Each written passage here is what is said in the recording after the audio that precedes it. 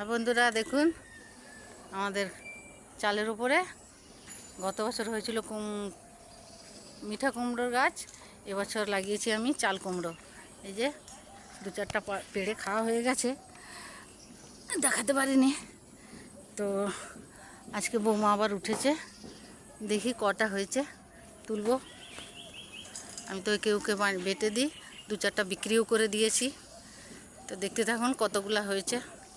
দেখেছেন পুরো চালটা ভর্তি হয়ে গেছে। ওই পেছন দিকটা আরও আছে। আমি এখানে সিঁড়ির উপরে দাঁড়িয়ে আছি, বৌমা উপরে উঠেছে। এই দেখুন বন্ধুরা, আমি এখানে সিঁড়ির উপরে উঠেছি, আমার নাতি এসে এই যে এখানে দাঁড়িয়ে আছে। আমি তাকে বলেছি চুপ করে দাঁড়া, তো চুপ করে দাঁড়িয়ে আছে।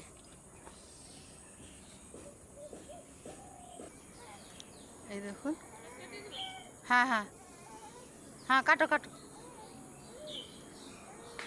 চাল কুমড়ো বেশি বড় হয়ে গেলে খেতে পারা যায় না, টক টক লাগে। একটু নরম নরমগুলো খুব ভালো লাগে খেতে।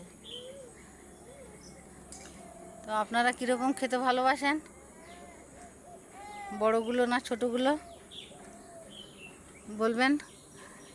আপনারাও বাড়িতে লাগাবেন, গাছের ফল তুলে খেতে খুবই আনন্দ। এই যে একটা তুলেছিল, এই যে পড়ে গেছে বৌমার হাত থেকে নিচে একদম। গিয়ে দেখি ওটার কি হয়েছে হালত। এই যে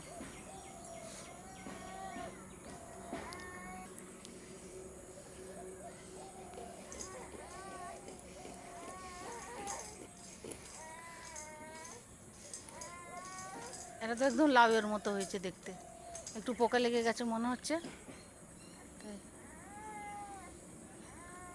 আর আছে কোথাও?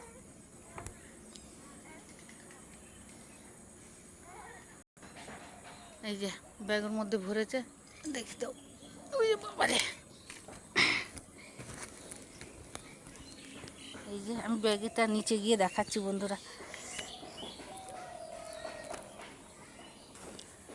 একটু ডাঁটাও কেটে নিলাম, কালকে চচ্চড়ি হবে।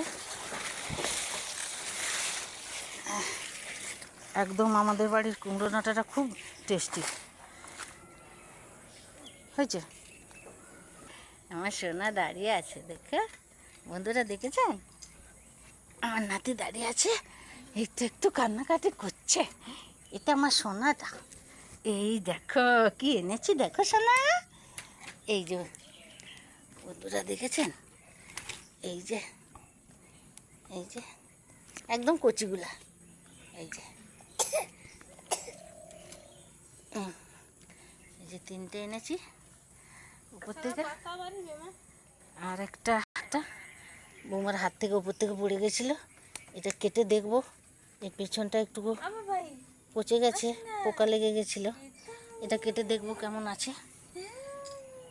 তো এটা সাদা সাদা হয়ে গেছে গাটা, মনে হচ্ছে না যে এটা ভালো লাগবে খেতে। তো বন্ধুরা, কেমন লাগলো আমার এই চাল কুমড়া গাছের ভিডিও? ভালো লাগলে শেয়ার করবেন, আরও লোকদের দেখার সুযোগ করে দেবেন। যারা বাড়িতে যদি লাগায় তো লাগাবে। টাটা, বাই বাই, আবার দেখা হবে।